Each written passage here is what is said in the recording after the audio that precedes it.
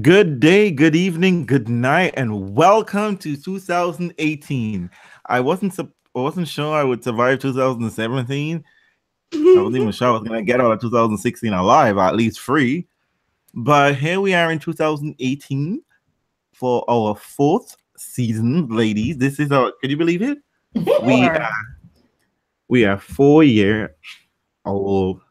We're all Sometime in potty March, trained actually. now and getting ready to go to school. I know, big boy pants, Janina. Which means you gotta do work, Janina. No more, no more, no more fucking around.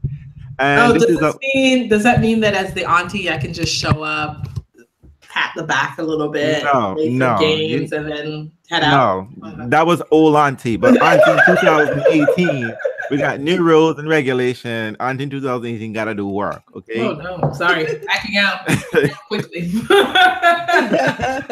We all gotta pitch in. So this is our 108th podcast and the first for our fourth season. And I'm excited to be back. Though I enjoyed having my Sundays off. But you know what? I gotta do it for the fans. I love my fans, and I love you ladies. You are the best.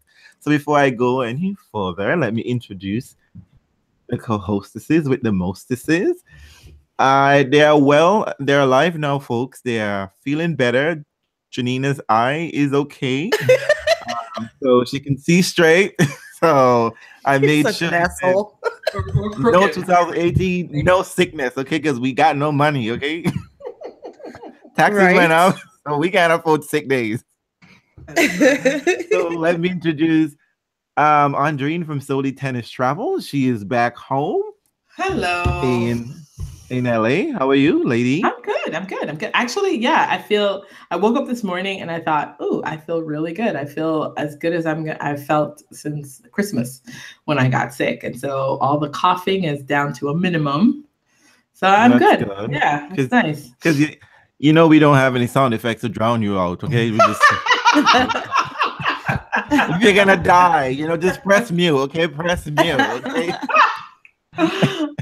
I know. And we have Janina from Foreign, Ohio. What's up, girl? Hey, it's fucking cold. Yes, it is. Foreign Ohio feels more like foreign Siberia. Yeah, I'm telling you. Janina, the Russians are taking over, so maybe. I know. I was just thinking, are you telling me that's where the Russians are? The Russians settled in Ohio? Maybe. It's quite possible. Mother Nature's getting us ready. And of course, your co-host, the homosexual of the podcast, it's Realz here. So ladies, how are you, Realz? I'm okay. I'm okay. Just okay. I could be better. It's cold. My feet, I can't feel my feet outside. I mean, this is not, Yes, New York is also getting hit hard with this bitter shit. I also saw that Florida was getting hit. I was like, shit, when it's Florida, it's time to pack up. But God is coming back. Winter is coming. Yeah. Yes, people. And weather people, could you stop saying fucking wind chill factor, okay? Just say it feels like it's fucking minus 20, and that's it. Don't tell me it's 8, but it feels like it's minus 20. What it feels like is what it really is. Oh my God, okay? that's such a 2018 post-Trumpian world. What it feels like is what it is. No, motherfucker, we still like facts. Oh my God. I'm not saying that it isn't, on some temperature somewhere it's 8 degrees. I'm just saying you, my body is telling me this isn't 8 degrees. My toes when they could feel, told me it was 8 degrees, maybe 28. I'm gonna give you all some perspective of how fucking cold it is. So I go outside in the morning to start my car for work. And it's maybe a 10 to 15 second walk from my front door to my car. By the time I get into my car, my hair is literally frozen and I can take one piece and it all moves like a stiff fucking wig. And then I get back inside and I have steam coming off my head. It is fucking cold. It's cold. You know where it's not cold right now? You know where it's not cold right now? Australia. I know. They're having like a freaking heat wave down in there. Oh man. I mean, like, I completely, and you know what? I want to feel, you know, sometimes I think about my Canadian brethren and sisters up there. You know, actually, I only think about Pospisil because, you know, he's fucking hot.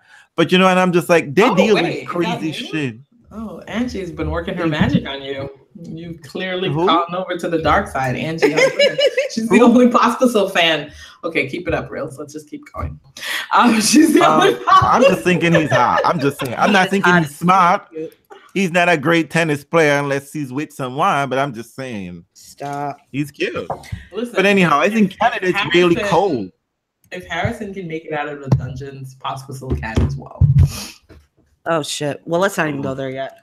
Thank you very much. Yeah. Ugh. God, how did it's like not even 5 minutes in, and with Ryan Harrison's theme comes up. You know what? We're gonna switch gears here for a second. It is a new year, and the Realz crew has some new news. We are excited to announce that we are partnering up with our favorite little friend that's afraid to come on the podcast, Tony, and TennisWatchers.com. Ooh. Why are we doing this? Why are we doing this? We're doing this because, listen, we always bitch about not being able to watch, especially the WTA, and where's the tennis, and what time is it, and especially me, what's the fucking time conversion? What does that mean? I can't live in the future, right? Yes. So you go to TennisWatchers.com and it sorts it all out for you, all of it. It will tell you what tournament's coming up, what time it's going to be. It converts it for you in your time zone. That's so nice. That's so what if I just lied about that? I don't know. Go to the website and find out. TennisWatchers.com. It does that. It does that. It does that. It definitely does that. But you get a weekly and I'm guide. sure Tony was thinking, this is for Janina. Code that bitch in for Janina. She don't deal with future time. I don't deal with time zones. So thank you so much for that. Sure. Yeah.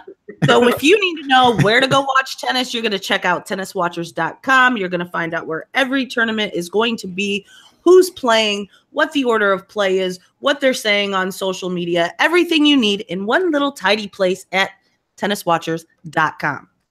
Well, the best part about it, to be honest, he spells is the channel. The correct way, okay? No, I think the best part about like it is the channel is telling me where I can watch it, to be honest. And you know what else it does? That I can't deal. Because listen, my ass, I'm so lazy, right? Yes, like you are. I don't know what my TV stations are. TennisWatchers.com will even say, like, if you are a Dish Network subscriber, the channel number is. I love that shit. Oh my God, this thing is built for lazy. I mean, what I like about it is the TennisWatchers.com is built for the laziest of fans. I think one of the best features about it is that seeing that, you know, stations keep dropping and picking up the Grand Slam tournament, which is when the most eyeballs is on tennis. TennisWatchers.com tell you wherever you live, it tells you exactly where you can watch a Grand Slam match. So that's really cool, lady. Check it out. So we will try not to bitch about as much about where the fuck the WTA is at, because we have Tony to take care of it for us by telling us where the hell we'll find it. Yeah, but we might not have access, but he would tell us where we can find it. That's enough. He can't do everything. He can't pay your cable bill. He can't be doing any of that shit. He'll just tell you you need cable to get it. And he does not negotiate with major subscribers, television subscribers, and the cable network. Okay, so if they decide to drop them next week, nothing he can do about it. He can only tell you it's no longer hair, but perhaps you can try hair. Okay?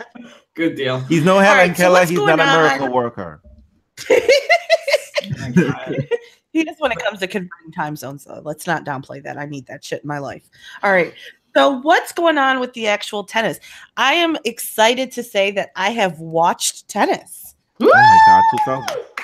I am starting off the year right. Be afraid, motherfuckers. Exactly. I'm about to be upset that 2018 is going to be fucked up. Well, I mean, if Janina is watching more tennis than us, Well, the thing about it is, the next thing I know, she's going to be pulling out sheets of paper. Because I remember during the Sharapova era of doping, oh shit, she had reams and reams of paper with facts. So You got notes. Yeah, notes. y'all hear this? You hear it? I got my notes, bitches. That's your coupon for the week. Boom. Don't lie. Don't lie. That's your coupon for the week. love it. Anywho, that's great. So yeah, tell us about the tennis. What do you want to talk about first? I think the first official tournaments were the Abu Dhabi for the men, which I think is an exhibition. I think we just started out with 2 exhibitions, and they started in last year actually on the 28th. Oh yeah, the one that was savage that nobody showed up. Yes. Yeah. You know what? I mean, like, not to be.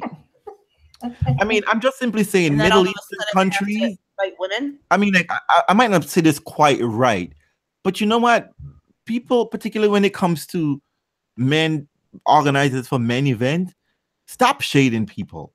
Just stop.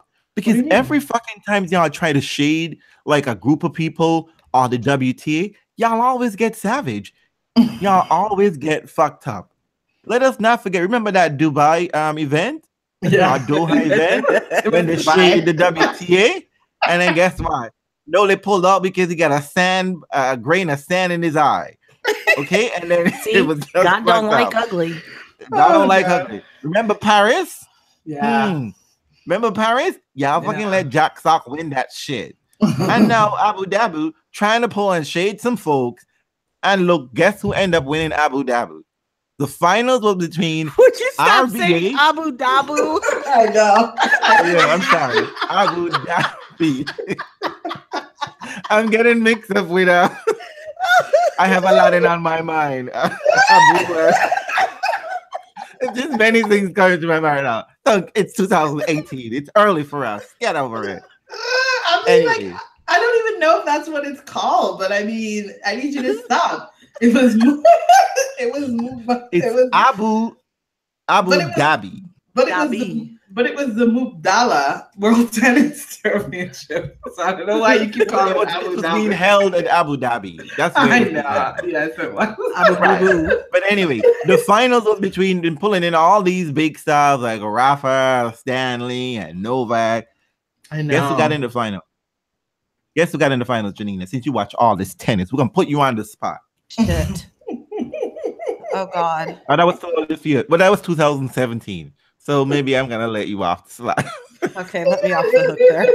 Because I really don't know. None other than, I must say, I do like this person. He's a friend of the LGBT community. RBA versus our favorite US Open finalist, Kevin Anderson. Oh, that's right. Yeah, I didn't watch that. That just looks stupid. I'm not paying for that. Girl, and guess what? Nobody else watched it either because I was checking that stands out. Oh my God. You could have had more people showing up for paint watching party than would show up at that event. Oh my God. And I mean, like, wait, did Kevin Anderson lose? Because that's my assumption about Kevin Anderson in finals. So no, he didn't. He won. Oh, he won. Well, good on for him. Listen, but you know what? Don't sleep on Kevin Anderson. That's like his first of 2 finals that he made. Okay. Yeah, he told us all. But boo, we don't count exos. We just don't. Oh my God. We don't count it. Stop it. And what actually happened in 2018? That was it. Well, so the first thing was, I mean, we're a full 7 days in. Listen, a lot has already happened. Exactly. Yeah. So the other major exo that happened was that, Federer and Belinda Bencic, who is playing some really solid tennis. Well, why didn't you keep with Mubdala? Let's keep with Mubdala. The Serena. What else I gotta say about Serena showed up? Oh, yes. Yes. Okay. Let's just Serena round showed out, up and the whole the Middle East. Serena saved the tournament. That's what we want to really say about that. Did. Serena decided to show up and she saved shit. People wanted to watch and be there. She did. I guess everyone was excited about Serena made a return to tennis after last playing was in Melbourne, beating Venus. Moving on. And she played Yelena Ostapenko, which was, I mean, like it could have been billed that, the first two major winners of 2017 were playing each other. But, it wasn't even about that. It was just about, would Serena look fit and ready to reclaim her Australian Open crown? I mean, people just forget that this woman just pushed out an alien out of her body in 2017 September. But, all of her fans and stands were like, yeah, she should be ready. She should handle Yelena Ostapenko. Yelena Ostapenko is many things. But you know what? She knows she's not about to be out here losing to a woman who just had a baby 3 months ago.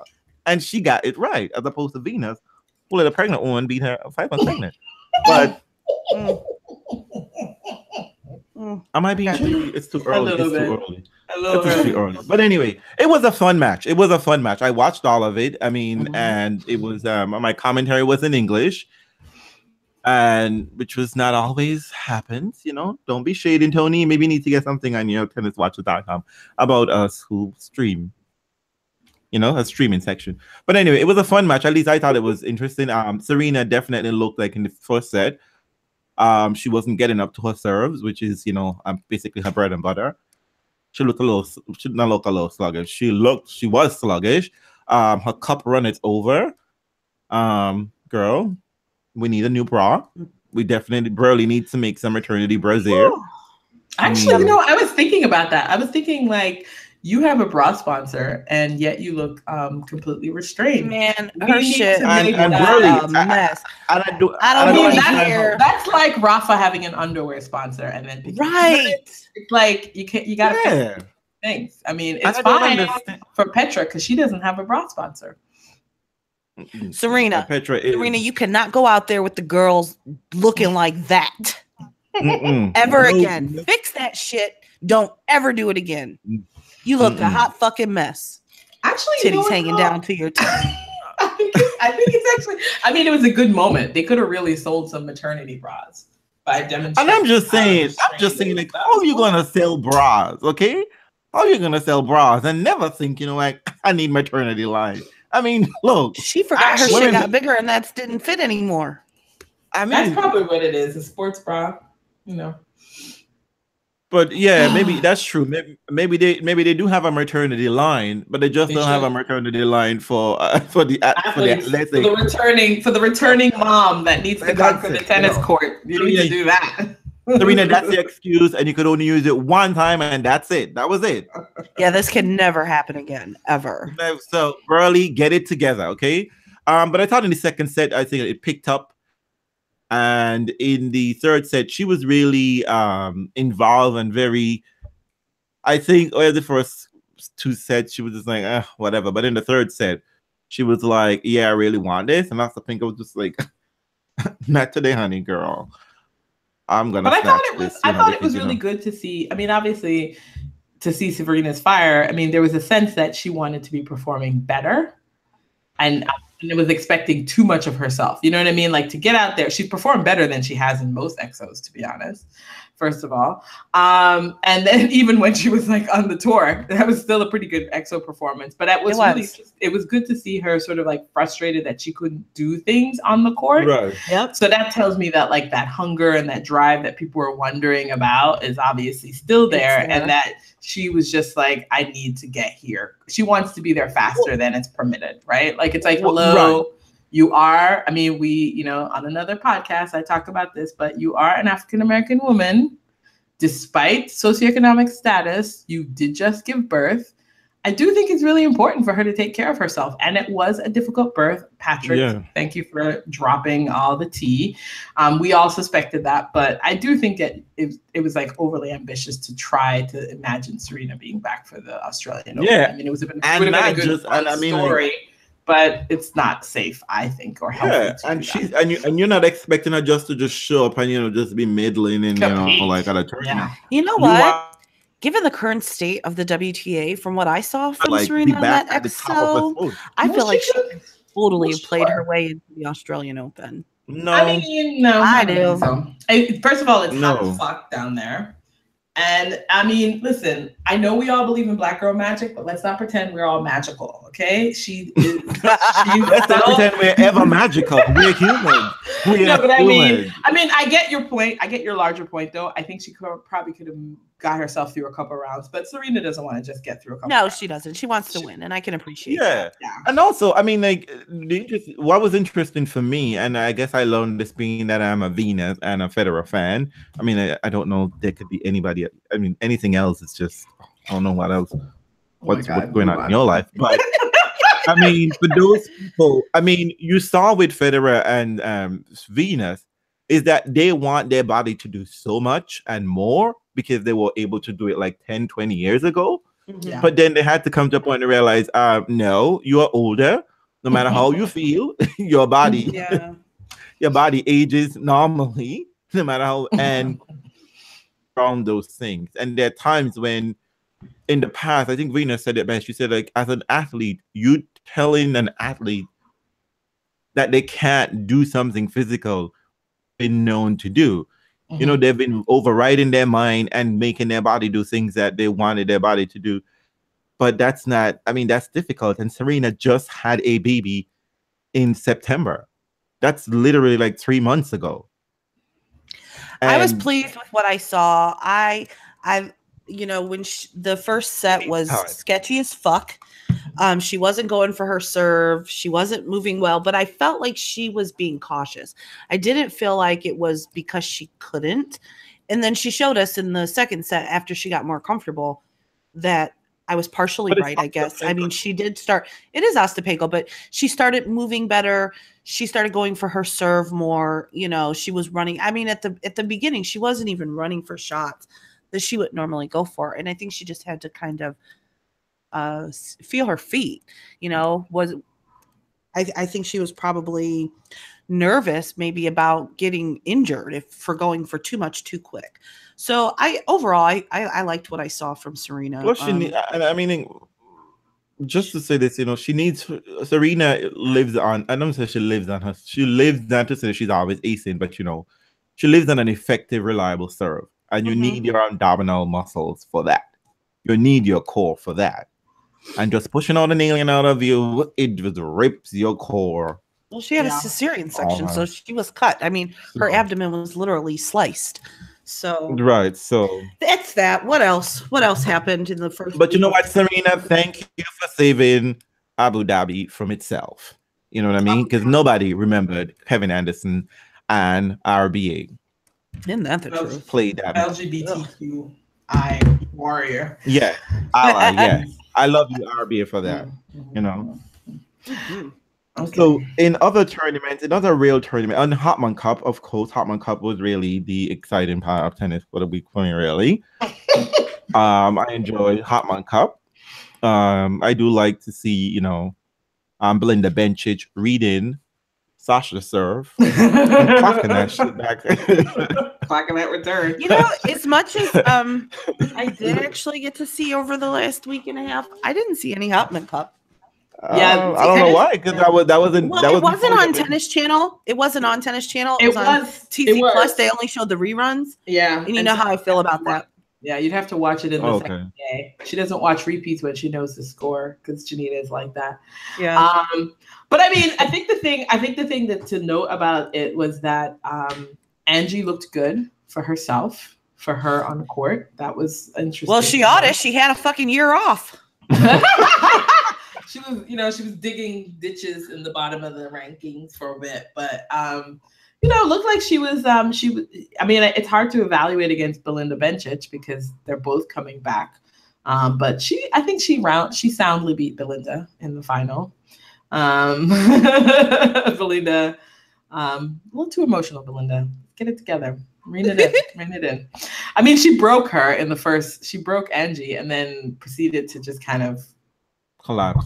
But Belinda need a kill shot though. Yeah, she needs that.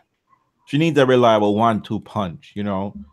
And I think she's gonna be. But I'm excited. She's in shape. Yes, and she's healthy. Mm-hmm. I'm a Belinda Bencic game fan. I like the way she plays. Yeah, you know, she's happy.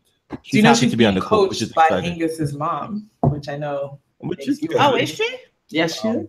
Not that Hingis isn't around. I can appreciate Hingis' game. I don't know why. Maybe I'm a hater. We're gonna clock that way. But you know what? You know what it is. You know what it is. What it is really is that I appreciate someone. You know, when I watching the Swiss, what I found so refreshing and exciting is that when the Swiss pair moved forward, they know what the fuck they were doing. Yeah, they know what they were doing in the forecourt. Yeah. On the men's side, because I was watching a lot of like, oh, people, you can't go up to the net and be in a hope and a prayer, and I might get and just stick your racket out there.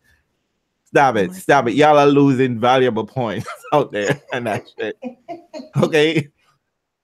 Teach volleys, okay? People forget the overhead. You can fuck up the overhead. You can say the light, the sun, something fucked it up, okay? But learn how to volley, okay? Because with the overhead, you can wait till it gets, to like shoulder height and then hit the ball. Okay, but goddamn, people, a lot of y'all are really fucking up at the net, and it's not cute, and y'all are really losing valuable points. But the Swiss know how to deal with that, and Belinda and Federer, it was just a joy to watch. It was fun. It was a fun week. It was a nice Federer look. You know what? I've heard mixed things. The progression of what Federer is attempting to do continues, which is moving forward constantly. Yes, I have to say that. Oh, I had the same assessment too. Yeah, constantly moving forward is the Federer motto, which I think I did notice that he was like there was some problems a little bit on the forehand side, which reminds me of the way he played our favorite little hobbit at the O2. Goffin, which is one of the things that Goffin did actually. Was really attack our favorite hobbit. I mean, Goffin really attacked Federer on the forehand side, which is unusual, right? Most people try to attack his backhand, but I think getting Federer moving to his forehand side can generate some problems if he's not in the right position. So I think that I think his forehand was occasionally dodgy, but I think he's reacting well still. I think the volleying was pretty good for the most part. There were some dodgy moments in the Sasha match, to be honest. The tension, there's a volley that he should have definitely gotten. That I think. How'd Sasha look? Sluggish. Sasha looked like he looked after the US Open. Like, I think he's still not quite, transitioning. Probably, maybe he grew even. Who knows, these kids. I don't know with Sasha. I don't like the haircut, just saying. Nope. Oh, did he get a haircut? They cut it off a little bit. I mean, it looks like a pixie wannabe bob. Nope, boo-boo. I like the long blonde trash. Those messy. I think Sasha still has time. I think there's still room for him to get a little bit better for the Australian Open. I think his serving is improving. He's serving bigger. I think I felt like he was serving bigger, but you can always get Sasha by hitting the ball low. Hitting the ball low to the feet. and as soon as he gets flustered, he's done. Yeah, he can never work his way back out from his anger. He really has to work on that. Because I think that's what Federer did. Federer was just like, I just have to wait you out, boo. I just have to wait you out. But you know what? When he was dialed in, he gave Fed a run for his money. The tension was strong there. I mean, I will say that. Yeah. And Federer knows that. Federer knows that Sasha, if Sasha is there and present, he revels at all the opportunity to play him and Nick. Yeah. Because they're really the two people who are giving him, you know what I mean?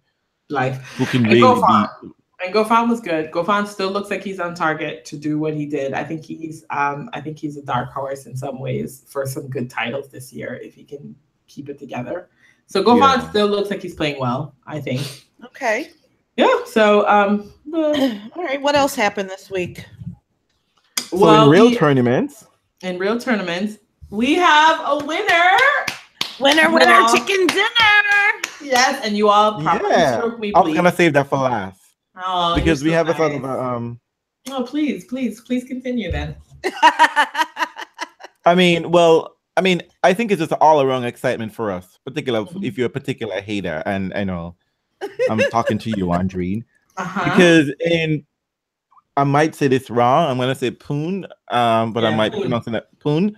Which is formerly Chennai, Pune, which is formerly Chennai. I mean, since Stanley decided to be like, fuck Chennai was just like, fuck Chennai too. So that tournament has moved to Pune.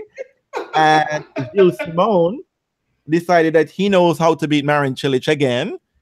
And he took out Marin Cilic in Pune in the semifinals. Benoit Paire thought he could have snuck in there and steal this tournament, but Kevin Anderson had other design. And Gilles Simon beat Kevin Anderson 7-6, 6-2 in the final for his first title in a long time. Yeah. Yeah. Well, good for him. Yep. And in the other tournament, we have in Brisbane. That was fun. We had on the men's side. Well, you watched a lot of it, so why don't you tell us what happened? I did watch a lot of it. I saw some good matches. Well,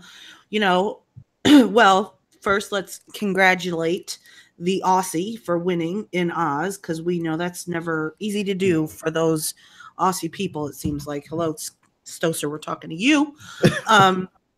Kyrgios took the title there. He looked great, except for all the Radwanska style tape.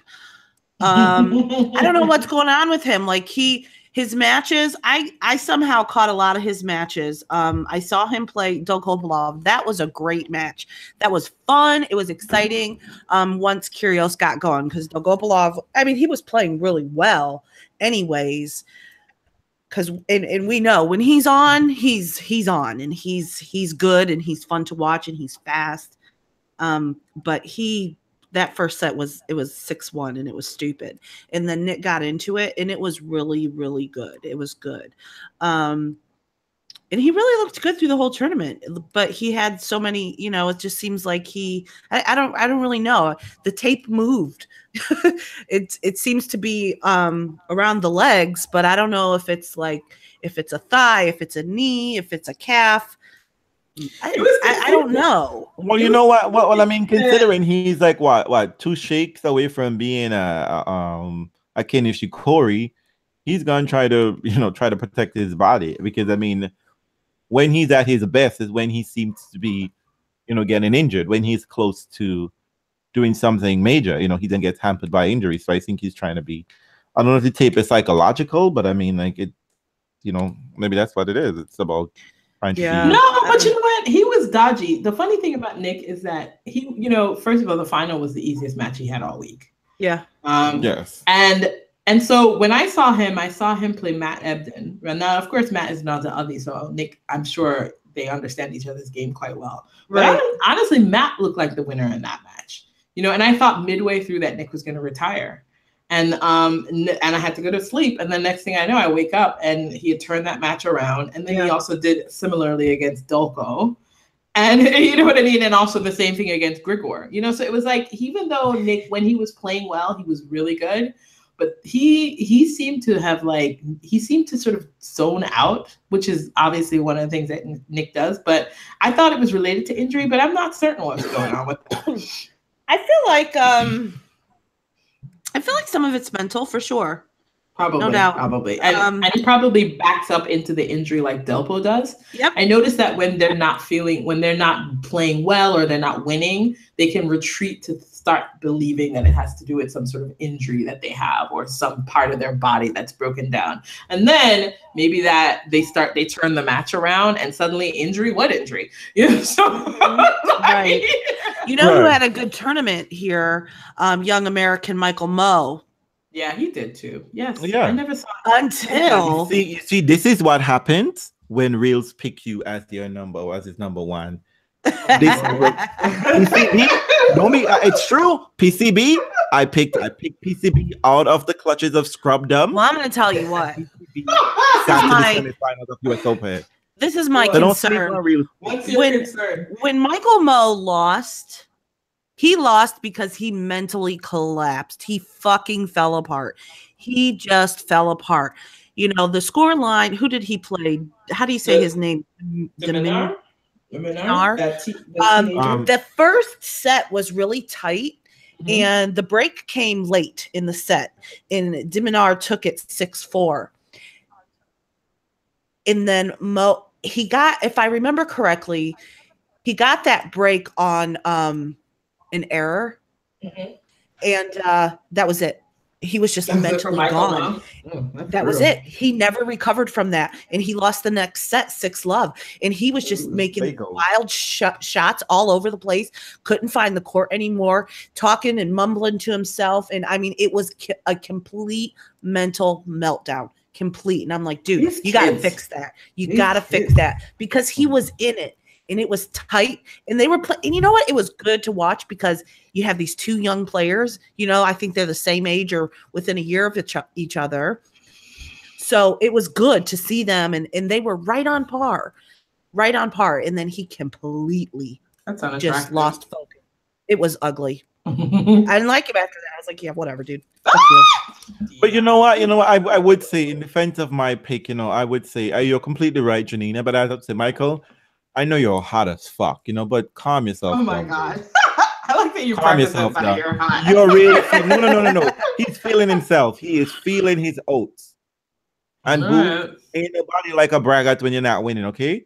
You can't be cute and sexy about tennis. And I mean, he got that covered, okay? Yeah, Feliciano Lopez got that covered, okay? Yeah, you can't step in. You can't do Fifi. You can't be that, okay? It'll never happen. Only winning would cover your sins. Okay, boo, you need to step it up. Because you know what? Ain't nobody out here trying to trade for Ryan Harrison. If Ryan Harrison can get there in the finals, your ass could have packed up and get your shit together and be there just the same. Yeah, no doubt. And meanwhile, Nick has something to Ryan Harrison. He's just like, how the fuck ain't it taking 8 minutes to get changed? What's that about? We ain't about that life. So Nick is not about that. And this is probably a point in that room. Nick, you need to get on the player council, because you have a lot of issues. Okay, and it makes no sense, you're always talking about these issues on court, and then only when they affect you directly, and then they'll take care of it. You're right. If you can't take a bathroom break for that long and do whatever you want to do, when you want a bathroom break, you can't be then saying between sets, like, oh, I'm gonna go change my clothes, and be saying in the locker crying and then trying to motivate yourself or whatever the fuck you need to do. So what? How was the final itself though? Because I assumed that Nick would take care of that pretty swiftly, and then I really wanted to make sure I didn't get reset. Ryan, I saw having watched it, Ryan came out confident. I think he was feeling himself. This is a big final, it's a big stage. And he held serve early. He held serve early, and he was not in America. They had 6-4, 6-2. No, I think it was all on Nick's rackets for sure. But I think Nick was constructing points a little weirdly. Like he would have the upper hand and then just go, like sideways, and like he was becoming predictable. After he got that crucial break and then served it out, he then became free. And the Russian commentator was calling it, he was doing the saber. It can't be the saber if you're not Raja, okay? Just can't be, okay? Sneak attack by Raja, okay? Can't be sneak attack by Raja and it's Nick, okay? That's not how that works, okay? And the saber is not really a thing. It's called get into the net, okay? It's what it is. It's always been in tennis, okay? But it was different. But it's different. No, right, but Kyrgios was doing that. No, the saber, the way Nick does it and the way Federer did it is different. It is not just rushing. It's not just going up. I know. It's also discombobulating because the saber was so effective against Dimitrov. It was like when Nick played Dimitrov, because I don't know what the hell happened with Dimitrov. We can talk a little bit about that. He fell apart completely emotionally. Because I think what it does is that corner of your eye as you're throwing the ball up, this player already decided that, and you're in your mind thinking, "What the fuck are you doing?" But also on top of you. So I think But also, let's be honest, it's also really disgusting when you miss a first serve and then the person walks into the front fourth. Exactly. Like you miss a first serve and Nick takes 3 paces forward. That's very WTA. It's something, I remember this was ages ago. This had to have been 2006 or 7. Maria lost, I think, US Open to Agnes Savaya, probably Radwanska. And whenever Maria had a second serve, her serve out is Dodgy. The person clearly took a large step, like it was a mad step. She wasn't even trying to sneak in. She just walked, make a bold step. Jim Courier almost lost his fucking mind. He's like, how disrespectful is this? This is a Grand Slam champion. And I was like, clearly homegirl knows got the tea and the drop of Maria. She knows what serve is coming. And clearly Nick knows from Grigor that second serve is markedly different from that first. So exactly, because Ryan lost his mind, because whereas Ryan was serving pretty solidly, he then was just like, he was falling. He lucky he got 2 games in that second set. He's lucky. He almost got breadsticked because Nick was in every single service game. He was there and he was ready. And Nick started to change the pattern of his play. He started to go behind. And then, Ryan Harrison, they're not used to playing this many matches in the same tournament. So he was already tired. He was already annoyed, because he felt, he was going to show up in there, because why not? He's an American. So he's supposed to just take this right away. But Nick wasn't having any of that shit. And Nick won a really good tournament, got some solid points, got the home crowd going. So perhaps they won't hate on him for 2 more weeks. Come on. You know better. Just saying, because Kokonaka saying winning them titles. I'm just saying, so they better be kind to Nick.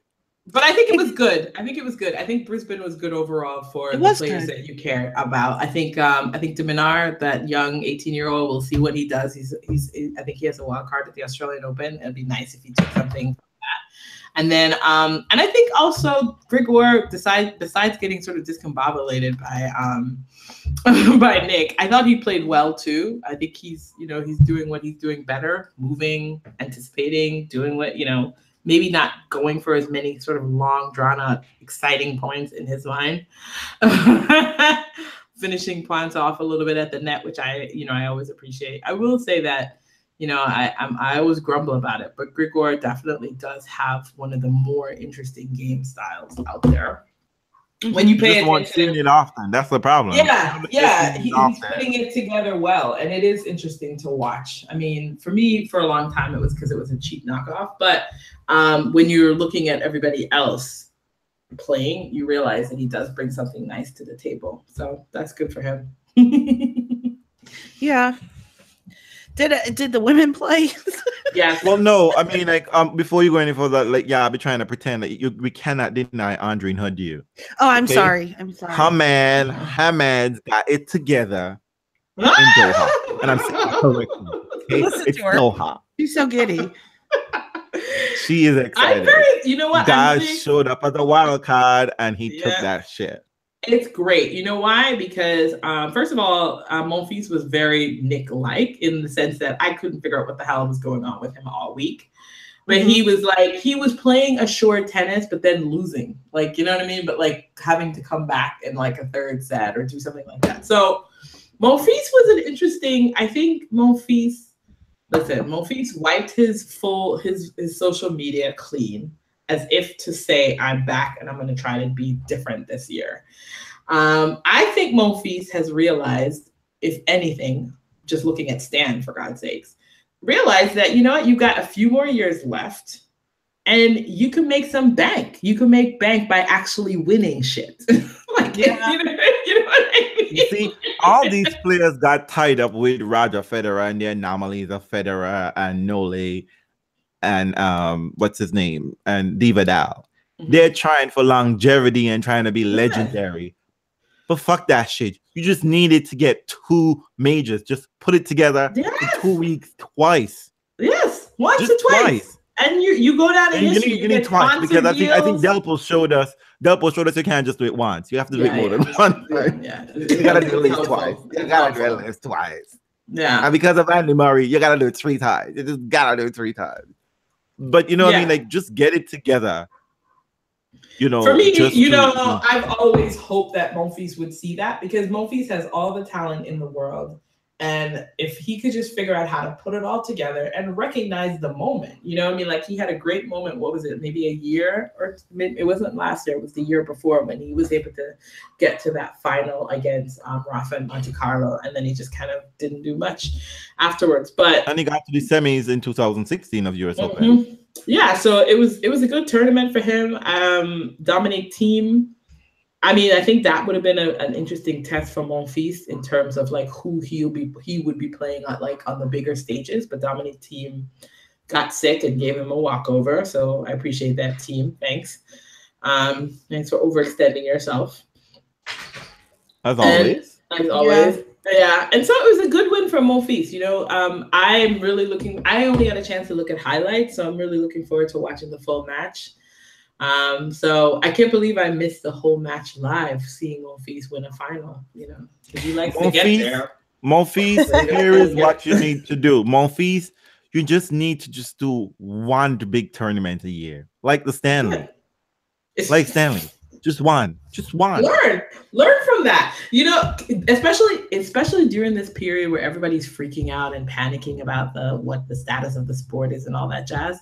It's a transition period. That's all it is, people. It's just transition. So during a transition period, just stick to being healthy and playing smart. Please. And that's it. Your time can come. All you need is just to put your head down and see what happens. While all the top dog is like trying to figure out how they're gonna stop their bodies from falling apart by with tape, you can slip on up in there. That's all Stan has done. Yeah, true. I mean, he took down one top dog. We're all really grateful that Stan's game matches up really nicely against Nole. Yeah, when he feels like it. But you see, Monfils, that's what you need to do. Okay? I mean, like this. If you see Stan, the best year Stanley had was 2014, and the only reason why he won 2 big tournaments that year is because Federer was in the other final in Monte Carlo. I mean, I guarantee you, had that been Monte Carlo and that was against what, even Divadal, or even let's say I don't even know who, Dominic Thiem, Stanley would have lost that match. Well, he would have let it go. The interesting thing about Stan is having beaten Rafa for his first title, I don't think he's beaten him since. I mean, no. He did. Where did he beat him? Did he beat him in Paris that one time?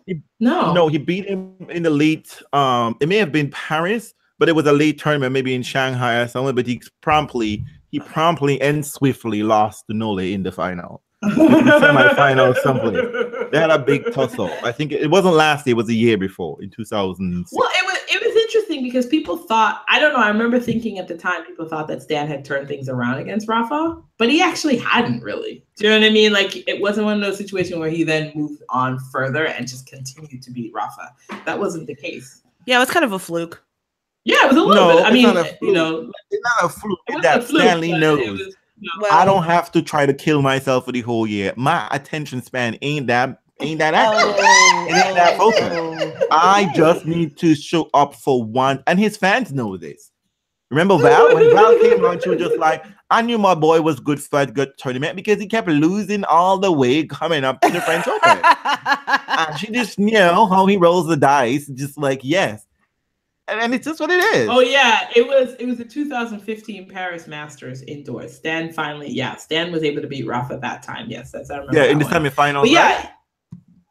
But yeah, it was a quarters. No, it was a quarterfinal, and he beat him in 2 tie breaks. In 2 tie breaks. Right. Yeah. Yes, I remember the tie breaks for sure. Yes. Yeah, and then also 2015 was the one. Yeah, it was a 2000. Yeah, it was that 2015 year where he was actually good. That was the year I think he beat Rafa twice in 2015, and everybody was like, yes, it's on.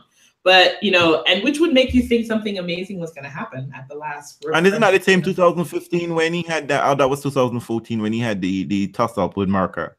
Yeah. Merker doesn't tussle. When Merker shuts shit down, okay? Yeah, that ends life. Okay, don't fuck with Merker. Okay, well, he's you know why? Well, because Merker is an adult. Stan works really well with teenagers. I mean, the appeal of Stan among children love it. Well, apparently Janina might have changed for 2018, but you certainly haven't, Shady Pitch. We are all about telling the truth here.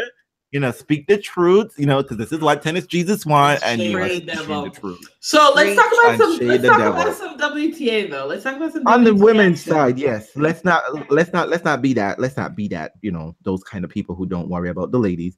Okay. But on the ladies' side, I thought, Janine, did you watch any of the ladies? Nada, zero, zilch. How was in Shenzhen? Brisbane, I wish you did, because you know what? Because I'm telling you, 2018 hasn't really changed much for the WTA. One, in Brisbane, Svitolina showed that she's there for all of the premier mandatory, Take the big WTA tournament. Yeah, she's there for that. Caroline Wozniacki just seems to get lost in finals, because I thought Auckland had her name all over that shit. Did she lose another final? Yeah, she did. Yes, she did, because our favorite Julia Gerges, son. Oh, she's continuing the trend. Okay. Yeah, and she lost in straight sets too. I know. Venus, you see how you do that? Straight sets, girl. Straight sets. In and out. Okay? Oh, boy. That's what these other people realize. And in Shenzhen, Simona Halep, she knows where to vulture quietly in China. She got Snikova, who did the world a favor and let show Maria Sharapova that she can't really hang in third sets anymore, because no Meldonia, that the new product that she's on. She hasn't find the right combo just yet. She hasn't find the right combo just yet. I think Snikova just got enough. It was good for Simona. I thought it was really smart that Simona, instead of like everyone else who sort of went into Aussie land early, I thought it was. She's won here before. She comes here. She goes here often. Yeah. I think. I think it's good. Second or third. I think it's good for her to have gone there, just to kind of like get out of the craziness and the buildup that's going to be for her number one player, Oz, slam. It was great. I mean, let's be honest. I mean, if you can't find WTA tennis outside of the world, how are you going to find it in China? Ain't nobody checking out Shenzhen. No one is watching. Shenzhen, people did. People watched some Shenzhen. I saw people on my timeline watching it. I know that for sure. They were watching Maria. Ostapenko, although Ostapenko seems to be having a little bit of a dip. She lost in the first round. Surprise. Shenzhen, and then she also lost in the first round, I think, yesterday for a tournament. Yeah, she lost to Vesnine, I think. Yeah, so Serena drained her ass. But Ostapenko is following the Stanley model. You just need to show up that one time. Probably. That one time. Good for her. You just need to. I think. Maybe this might save your body. Maybe this is an option people should check in. Pick out the tournaments you want to win and, you want to push, heavily for. And if you just happen to show up at a tournament and they got watered down, you could go sneak in and snatch that, title. But, maybe you need to pick and choose where you peak. Because you can't peak every single week in, week out. You just can't. Just saying. It was a good win. It's a good win for Simona and Shenzhen. It's a good win. So I think the WT is shaping up to be some sort of excitement. I mean, we're gonna see the other half this week in Sydney. And I think, for Hobart. the Sydney and Hobart, I believe it is. Hobart is where the I don't know, they're not scrubs, but like the scrub WTA ladies, they play in Hobart. Or maybe Heather Watson might find her life. But I'm telling you, 2018 certainly hasn't helped Kiki Mladenovic, because homegirl cannot find a solid run at all. What's going on with her? No. Kiki needs doubles back in her life. She needs doubles. She needs to get doubles. I asked that question. I asked that question online because, everybody's been somewhat gleeful about Kiki's demise, which I think is interesting because I understand fans being gleeful about it. But there's also a tinge of glee also from quote unquote legitimate news sources.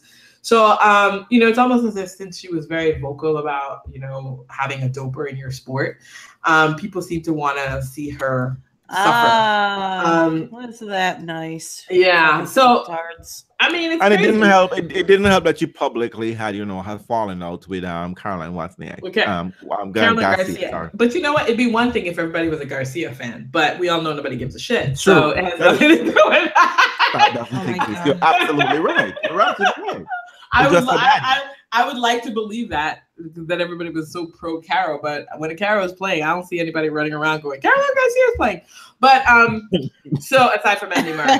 But I thought it was Wozniacki. I thought y'all told me it was not this Caroline, okay? Not this one. Oh God. No. But I mean, I do think that I think a couple people said some things. I think they were right. I forget that Kiki was sort of like the walking wounded, but still. Yeah, she's carrying an injury, yes. And she kept showing up. She keeps playing up at the end of the year, which is the time for you to just shut your season down early if you need to get better. But this time around, I think when she lost, she said that it was way too hot out there. She retired. Oh, yeah. You know what? I get real pissed off when they say they're hot. It's actually, but you know what though? It's actually really hot. Like it's actually it's unsafely hot. It's unsafely hot down there. They have got I think they put the heat rule in. It's really bizarre out there. I don't know what's going on. Well, they're bringing the heat rule everywhere. Every place is getting the heat rule now, even when it's indoor. They're like, it's too hot. Like, we just need to have It's true. I mean, the heat rule was only in effect in Melbourne on the WTA side. And they're talking about 120 something degrees. That's what they're talking about. That's when the heat rule went into effect, right? When the court surfaces was 100 and something. And I think that went into effect because they used to play on vulcanized rubber. The court used to be made of like old crushed tires. So the court surfaces was so hot, it was melting the bottom of your shoe. Can you imagine? You couldn't fall down. Right. But back in the day, you weren't trying to slide anywhere except on clay.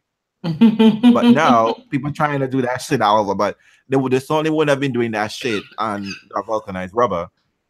So I think the heat rule went into effect then, but then I guess now people are overtrained. People are training so much, and we've had some very spectacular deaths in football, American football. People are like, maybe we should have a heat rule for everywhere else too, you know, and ATP sort of silently brought this into effect at some places without, you know, actually making a big overthrow as the WTA did. But yeah, sometimes when it's hot, especially when you're not, you know, I mean, you're sweating, that is true.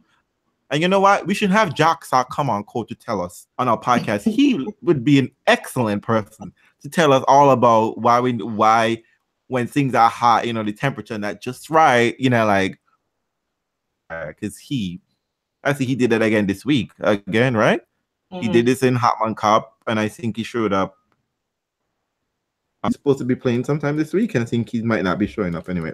We won't miss you, boo, but you know what? Come on our podcast nonetheless. We'd love to have you on. I love that. Oh my God. Shade, and then a request. Yes. Shut me up. So are those the most significant results that we have? Yes, and I thought I had my calendar handy, but I do not have my... Which calendar is it? Is it your tenniswatchers.com calendar? Yes, it really is. And I'm not even... Oh, I see it now. I see Serena over here. Like, why is she on my bed? So we have... Careful, do not put Serena on your bed. You will never get a complimentary tenniswatchers.com I'm sorry. calendar. I was going to correct myself. It wasn't my bed. It wasn't my bed, people. That just came to mind. You know, I'm getting my words all wrong. I just meant the calendar was on my cushion. Okay. On my futon. Tony, don't worry. Serena is still safe in your dreams. She's still safe. So yeah, the upcoming on Tennis Watchers, it says Sydney. For this week, we have Sydney. That's both again, it's a double header. You have the WTA and the ATP playing at the same event. Always exciting for everyone, except Jules Simone, maybe.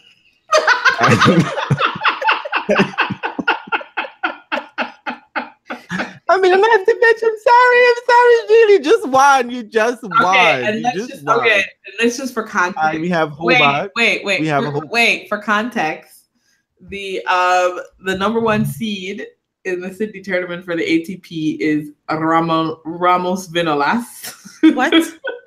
And the number two seed is Gilles Muller.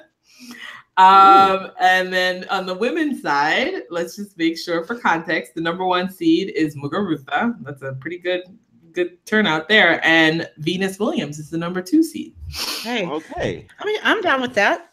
That's a Well, pretty here good what turnout. ATP. Here's what I'm going to tell you. Chances are, I mean, I love my girl Venus, but she's going to be a hot spectacular mess more early, so you could probably get into her evening slot.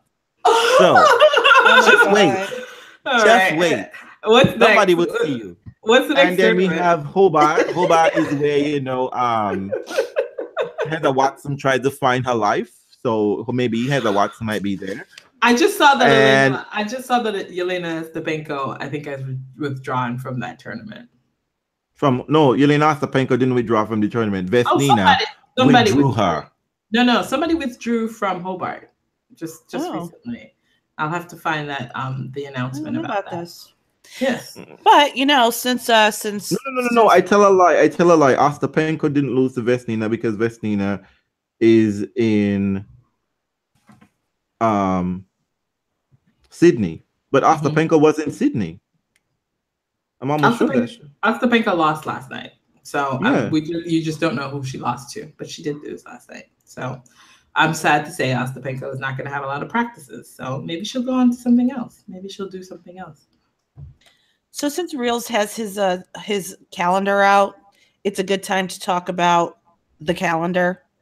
Oh, just one more thing. And the men are in Auckland this week. Yes. So the ladies Good left, go. and the ladies got it right. Get it together for them. But just let you know, man, it's raining in Auckland, okay? And it fucks up a lot of schedule. It fucks up It is every raining. single. Oh my you know God! Do you know who the number one seed is in Makarova beat Auckland? Ostapenko. I knew it was a Russian. Makarova beat Ostapenko. 7-6, 6-1. Do you know who's the number one seed in Auckland? No. Jack Sock. Delpo. Stop. Jack Sock. And the number 2 seed Paris. is You can't even get it out. It chokes you to say it. Paris. I would never forgive you. Paris. Oh, nobody's forgiving For Paris. making Jack Sock a number one seed in a tournament that is not in the United States of America, not in Memphis. We got power. So we get a chance to sniff And he out. wasn't even number one there because of Kenny Shikori. Okay, we're gonna get a chance to sniff out how Delpo's doing and what he's looking like this year. Whether Delpo will be Delpo poor Delpo or Delpo fuck Delpo. Okay. So that's what we're gonna figure out this year. Auckland's gonna give us a sense of that. And he's gonna be back in Melbourne playing proper for first time in a while because he pulled out last year. That's true. I think he pulled out last year, so it's gonna be exciting. Yeah. So hopefully he doesn't meet Federer early because he just. Because my thing with Delpo when he meets Federer early is that he just wastes all his load on Federer. He just wastes all his load on Federer, and then the next day he's just like wah wah wah. That's not how it's supposed to be, Delpo. It's like a bad porn, but If anyway. you're beating Federer, go all the way. God. Bad porn. Okay. You don't want to come just once. You want to come as many times as you possibly can.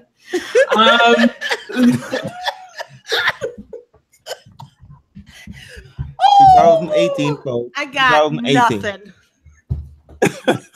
I got nothing. About to say something, Janina. You were about to tell us about our partner, a wonderful partner in tennis watches.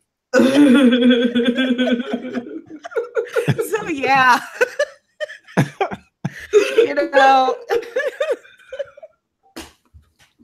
Oh, come on, Janina, get it together. Tony's counting on you. all right. Listen. Who doesn't think about pornos when they see Delpo? I'm sorry. Am I the only one? No. You know what? Like tenniswatchers.com has a rain delay, a weather thing, so you can plan your rain delays. So maybe you can use that to watch some tennis porn. I don't know. Right? I like that segue. Thanks for that. I don't know. But tennis watches Realz is on also his- mean tennis watches mean something else as well. Interesting. I do like double entendres. I do love double entendres. Listen, if you guys can suggest a spot to watch that, maybe you can email tenniswatchers.com at gmail.com to put a suggestion. However, I do want to let everybody know that tenniswatchers.com does have this awesome calendar, and it is amazing. It lets you know exactly when everything is starting for the whole year. Every week tells you what tournament is where, how long it runs, all that good stuff. And each month it features a picture taken by the lovely Tony. That's cool. It's a picture player. And it is cool, but we don't always love it. Ask Andreen. We don't always love the picture of that month. If she doesn't love the picture of the month, she just rips that shit out. And you know what? And keep Venus for 7 months. Venus was the head pitcher for the whole month until Federer came up, and then Federer was the head pitcher for the rest of the year. You can get yourself one of these calendars too, and you can go to tenniswatchers.com/TW merch, and you can get 15% off if you enter the promo code RealzDownUnder, and that's REALZ. Don't screw that shit up.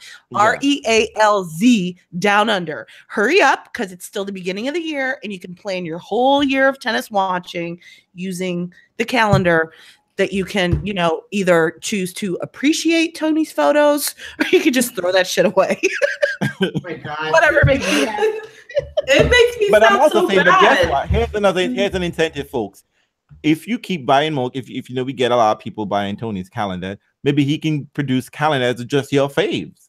So you don't have to get rid of, other folks' faves. So if I mean, because you don't have to look at Novak Djokovic for a whole month if you don't want to. I know. I maybe not have to look at Diva Dow either, but I'm just saying it's Tony. He's gonna put Diva Dow in every calendar, no matter what. So you just have to do. So you're gonna get your faves, Diva Dow and Serena. You just have to deal with that. And just so you know, folks listening right now, we're only shipping to the continental US. However, if there is a high demand for the calendar internationally, just contact tenniswatchers.com at tenniswatchers@gmail.com, and we will work it out. Yeah. So fantastic. Tony's here for you. And please, Tony, don't sleep on Hawaii, because Hawaii saved us from a travel ban. I'm just saying, okay? So what else continental US and Hawaii. So let's get to the tennis gossip and the fun shit that we love so much. Aren't you having fun with I had a lot of fun with the results. I'm just saying. I did. But fun ones. So the news. So I guess the biggest news I think when it comes to has been Serena has officially withdrawn from by doing that, she now has a full calendar year of no points. So for the first time in forever, Serena is not ranked. Yeah. And just to put it in perspective, people, Serena, if I'm not mistaken, had she played the Australian Open, she would have been the 20-something, 21st or 22nd. And Angie would have been the 21st. What did we know about her? And I'm just saying, Angie, girl, you showed up to work every fucking week. And you just barely did more than the girl who was on maternity leave. Angie. Think about that. You started as a top dog last week. You were employee of the month at the beginning of 2017. I'm just saying, Angie girl. Just perspective. It's a little perspective. Or the other perspective is how efficient Serena was. Yeah. Exactly. One and done. That's how you do it. She will be able to use a protected ranking when she comes back. Yeah, she would. She isn't going to have to claw her way back up to get into tournaments. And in this particular case, no one will object to wild cards being given. Nobody. Because her absence was legitimate. She had a baby. And her absence Eurosport, she isn't absent because of childbirth. Okay, let's just get that. Let's just put that in. Okay, she's not birthing a child like every day, like it's a continuous She had a baby in September, and she's on maternity leave. Postpartum. Okay? That's what it's called. She's not a turtle. Okay, she don't just lay her eggs and just leave it there. Okay, that's not how it works. Human require care. Oh my god, extended care. Okay, so that's the other thing, and then the other news is what? Well, there's also some news from the fan base perspective and Serena withdrawing from Melbourne. I want everyone to know that our friend of the pod, Shaney, whatever he chooses to call himself whenever, had a complete and utter meltdown and treated me like a piece of shit for about 24 hours because I told him to suck it up. You knew this was maybe going to happen when you booked your trip. Go have fun. You are a Rafa fan. He should be there, unless his knee blows out or some shit. But y'all get him. He was mean. He was so mean.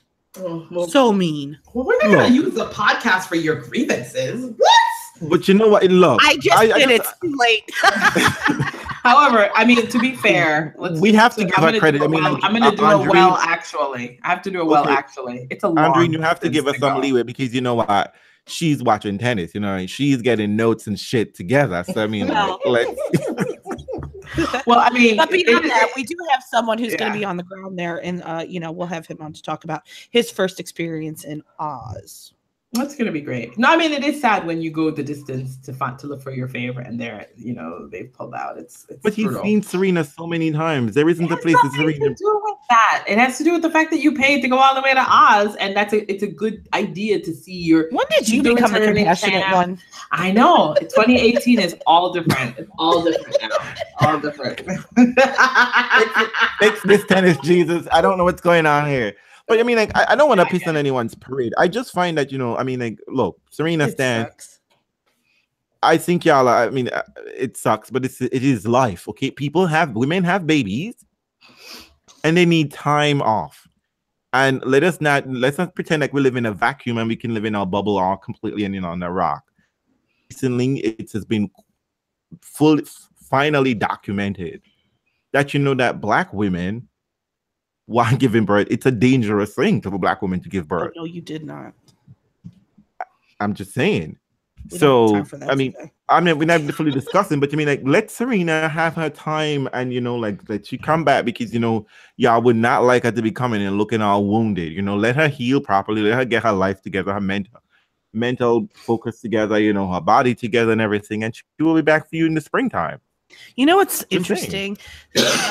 Tennis Channel hasn't shown women's tennis in quite some time, but they sure did manage to get that Williams-Ostapenko match on TV. Tennis needs Serena. But also, you know what? It probably was one of those things where the WTA didn't have that on lockdown and copyright. Exactly. Because that just happened on the fly.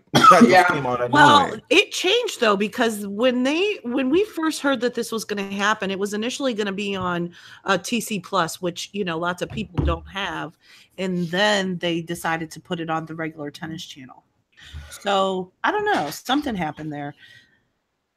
I don't know. Anyways, what else is going on? So Nole is back on court. He says he's hurt and then he's feeling fine and he's going to play Oz. He's already pulled out of a tournament and apparently his coach is hurt as well. So he's not going to be around. Apparently coaches get injured and they can't show up to tournaments now too. What is all this mess? 2018 for you, girl. 2018.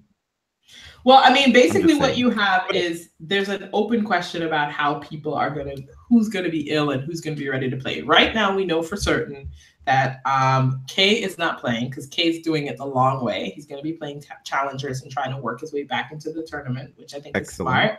And we have Andy Murray, who is finally listening to his body and recognizing that it's just not a good idea for him to play. He's been injured. Let's think about this. Andy Murray's been injured since July, since Wimbledon. And apparently I just saw something across my timeline last night that said that he was actually not just feeling injury. He's not just feeling pain on one hip. He's feeling pain in both hips. Listen, let's be real. Andy needs a hip replacement. That's a lot. Has anybody ever come back from hip replacement? Well, Leighton Hewitt had 12 of them.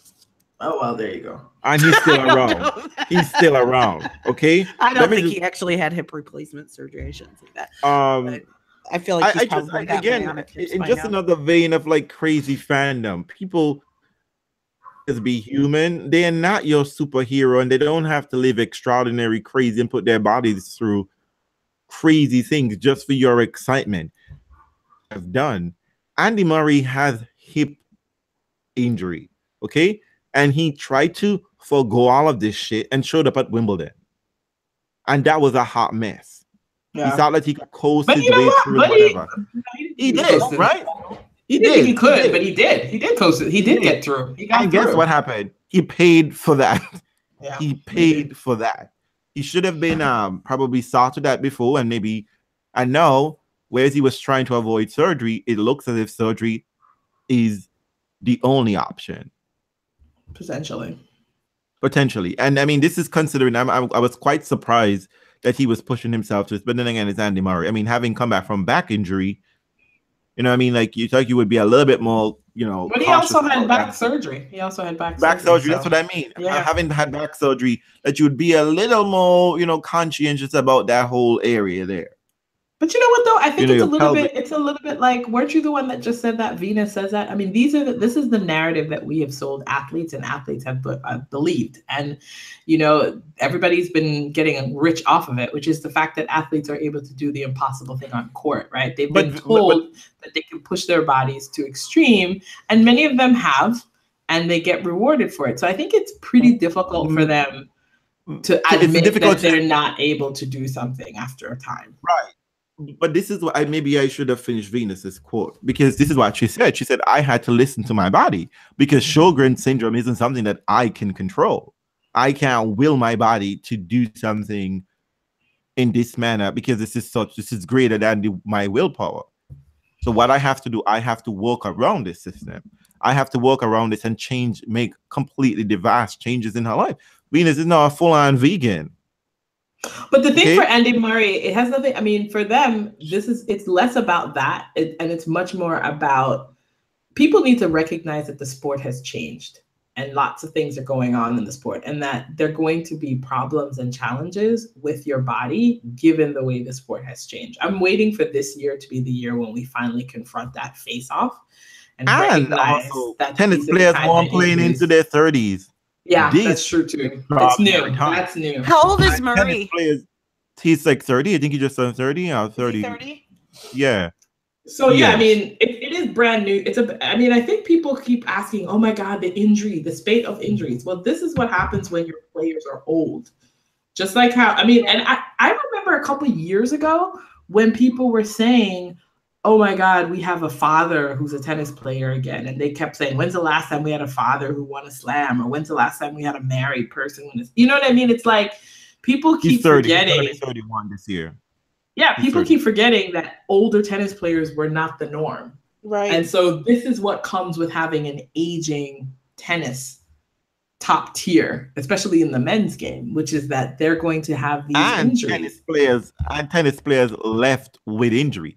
Yes. It was like, oh my God, my back isn't working. Boom, I'm done. I'm not. And then they'd retire. And then they'd retire. They'd retire like at 26, 27. You know what I mean? Those are normal ages for people to be retiring from tennis. And so what you have is a crop of men who are late 20s, early 30s, who continue to play at a very high level, but that was never going to be the case. And so when anybody talking about, oh my God, this needs to change and that needs to change, the calendar, and the calendar has existed a long time.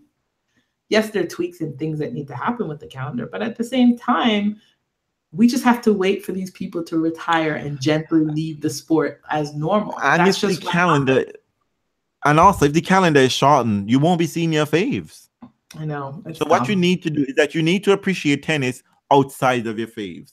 I know, mind blowing, right? Oh my God. But besides that, though, the idea that you have to reduce the calendar when lots of people are looking for tournaments to play makes no sense. And money, exactly. Like, it's like you still control. You're an independent contractor. You still control your schedule. Yes, there are costs to it, but we've been lobbying for a return to specialists for years, right? I was a clay court specialist. I'm a grass court specialist. I mean, maybe there's something to be said. Wimbledon showing around. Fuck that shit. I ain't trying to wear white every day. I'm taking a break and then I'm coming back for the summer. I mean, it's okay to make those kinds of choices. This like pushing for all court tennis and all court. I mean, I don't know. It's like we had an extraordinary set who were really good, and then everyone has been trying to replicate that. You have to give these people their due. Federer was extraordinary. Rafa was extraordinary. Novak Djokovic was extraordinary in some ways. That's it. You all can't do exactly the same thing that they did. So just give them their due for their specialness and then do what you do best for yourself. Nope, they're not trying to hear that. Everybody's trying to Everybody's saying his middle name is Baron. Oh, Andy. God damn. Oh. I think everyone, but you see, this is from, I think everyone is trying to be like, you know, like, oh, but what I find odd about that whole mess for me is that you're trying to push for like all cool players when it's the same set of people winning. Mm-hmm. Come on now, that system was problematic to begin with for a very long time. Yeah. But y'all weren't trying to hear that because y'all just, I mean, like I always thought about who the fuck is a David Ferrer fan and how do you survive? Because I mean, like, it's just ain't nothing. He don't claim any big titles. Mm-hmm. You know, he gets to the second week, but he only got to one major finals. So, I mean, like, we need to spread this around. I mean, like, especially in these tough economic times, people are starving out here. People not making enough money. Maybe y'all don't need to shorten the calendar. Maybe y'all just need to be like, you know what, players, y'all can only play X amount of tournaments. Or some people on the top tier, or you play with points again. You know what I mean? These are the kinds of things that make sense to me. Like give people points who beat like a top player, or go back to some of those elements, like so you can flush that out more than sit around and go, oh my God, a bunch of 30-year-old athletes are injured. Yeah, honey. One thing you have to remember is that sports is always a young person's sport. It always has been. This has been an unusual period where the older folks have dominated, partially because of the fitness regimen that they've had to take on, and also the professionalization by having all of these members on their teams with them. I mean, that's really what you see. You know? That's what you see, because they have a team and they can benefit from expert analysis. They can benefit from expert, help. Yeah. Because I mean, like, look, you look at outside the top 20, they don't have a team. They barely have a coach going around with them. They don't have they don't have someone to watch their fitness and be like, you know what, you're not going to the club this week. You don't have someone to keep them focused and driven. They're independent contractors and they're running around doing whatever the fuck they want to do. And they don't have that. That's where the parity is. You see what I mean? Like, that's really where the parity is. Once the older guys who've been winning the sport leave, you'll begin to see a kind of Wild West like people have seen on the WTA side, where the parity is really there amongst players who don't have all of these massive teams around them, who don't have all, you know what I mean? Like, that's what you'll start to see. It's like, you'll start to realize that Zverev is really talented for the core group of people that he'll be competing with. But for now, you have a top layer of guys who basically have carried the sport for a while, but it's time for them to go. And I'm not one of those people that's pushing people to retire. That's not what I'm saying. But what I'm also saying is there's a natural cycle. There's a natural cycle to sport, which is that young guys and girls come in, and older ones leave. That's just what has happened. It's been unusual to have such old players on a top tier of the sport for a while. But if they want to stay there and they want to be in contention for titles, they're going to have to alter their schedules. And many of them are going to be battling injuries. It's so interesting because I was looking at, listen, I get it. People love it. They want to keep playing. It's fine. And as long as you can play, I think you should play. Nobody should be pushing you out the door. But I read something about Rafa, and I was thinking to myself, Rafa has done so much for the sport for himself already. What is the thing that he needs to do? What is the other thing that he feels that hasn't been done for him to keep coming back despite the injuries? Do you see what I mean? Like, it's one thing if you're uninjured, right? And you're playing and your body's holding up. You mean, when your body still chasing? Yeah, what are you chasing when your body is like fighting against you? Do you know what I mean? It's like your body is telling you that stuff's wrong. Like, I'm going to rehab, I'm going to do this. It's one thing if you've never won. You've never gotten to the pinnacle of your sport. And I understand people are going to say it's because he loves it, and that's fine. But it just, I'm just really curious at the need to come back and do something when you have reached the pinnacle, but your body is pushing back at times. Well, he wants 35 French Open titles. Oh, well, no, you know what I mean. I'm not being. You said something is rather interesting, because I think when you look amongst other sports and even older tennis players, they all describe this phenomenon where one morning they woke up and their body just wasn't the same. I think Jelena Jankovic says this, but apparently her mind is isn't really listening to the body. She's continually pushing herself. But you see, I think what is the problem is that for the men, particularly in tennis, what's happening is that despite their bodies breaking down, the results haven't broke down. Yeah, you know what I mean? true. Like That's true. And as long as the results are there. Yeah, exactly. Yeah. And like Leighton Hewitt. Yeah. They just dangle around in obscurity, right? And they might be like hate hair, whatever the case may be. But everyone understands, everybody knows, yeah, you're done. You're over with. You know what I'm saying? But I think with Rafa, and we can even check Michael Phelps, Michael Jordan, when he came back that second time, they had the resources. They had ample resources. I know y'all gonna tell me Leighton Hewitt won 2 majors, but Leighton Hewitt ain't got money like Federer. He don't. Because Leighton Hewitt was playing was wearing Fila, and once you're playing with Fila, you ain't got no money. So they have all of these resources. They got like finely tuned. So and they're able to maintain the results. And I guess maybe another psychological thing, because the press and people and like it's a different wall of Twitter and everything, where it keeps the hype alive. It maintains their longevity and their legendary status even longer. Leighton Hewitt sort of like existed before all of this. So he died a slow, natural death. But not with these players. Federer continues to win because there is a hype. So Federer gets the promotion, he gets the tournaments, he goes hype, and maybe there's a psychological factor for the other players, because how all these men line up like a row in a duck and just respect ranks all the time, whereas the women don't necessarily do that. And that's why you see a difference in the women. You see so many different winners, and you see less of a dominance. You just have one phenomenal athlete, and that has been Serena Williams. So maybe the men need to, I don't know how it's going to change, other than, as you say, people need to go home only and just sort of like walk away. But it's not cute for the ATP. It's just not. Well, I mean, I just think people need to stop asking like it's unusual. Like, people need to put everything in perspective. These are people who have achieved a very, very high level for a really long time, and to continue to expect them to stay at that level for even longer periods of time seems really unrealistic to me.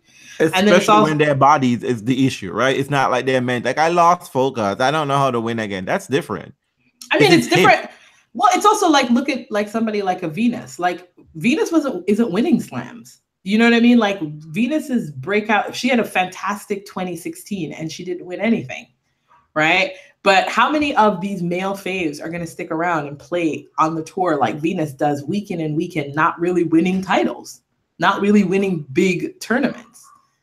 And so, it's really interesting. I just think that it's like, I just hope that everyone is able to leave the sport on their own terms, but mostly, I hope that they leave with some grace as well. Like, and we need to take some of this attention left when you feel like it's appropriate. It's like, and there's nothing wrong with it. There's nothing. I mean, I hope Andy Murray gets a chance to come back, obviously, because it seems to me that he wants to continue to play, and it's horrible to leave the sport in a way that isn't what you want, right? You want to leave it on your own terms, and it'd be weird to like leave having not played, right? Like, I was injured, and I don't understand that. I mean, like, okay, I'm not an athlete. It's true. Gym rat. It's not the same thing. But I'm just simply saying, if you're a professional athlete and you leave because your body, breaks down, I think that's a good exit. You understand what I'm saying? You didn't lose because, a sex scandal. You know what I mean? You left because of some sex scandal or something crazy, like a mishap or like, some paperwork or whatever. Push your body to the limit so that you can pick up your baby again in the future. I'm just saying.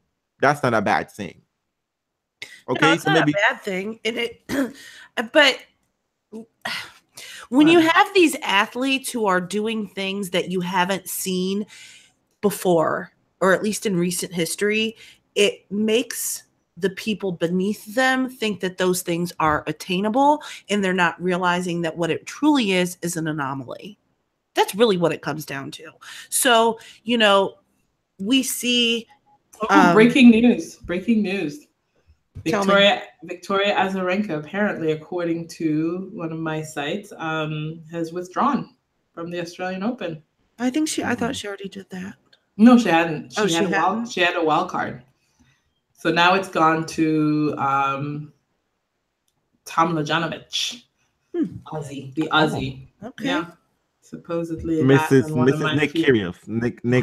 Oh, is that who that is? Yes. Yeah. I didn't want to do that, but yes. That's Let's not identify women by the men, all right? Fuck that shit. We don't do that here. You didn't know who she was either way.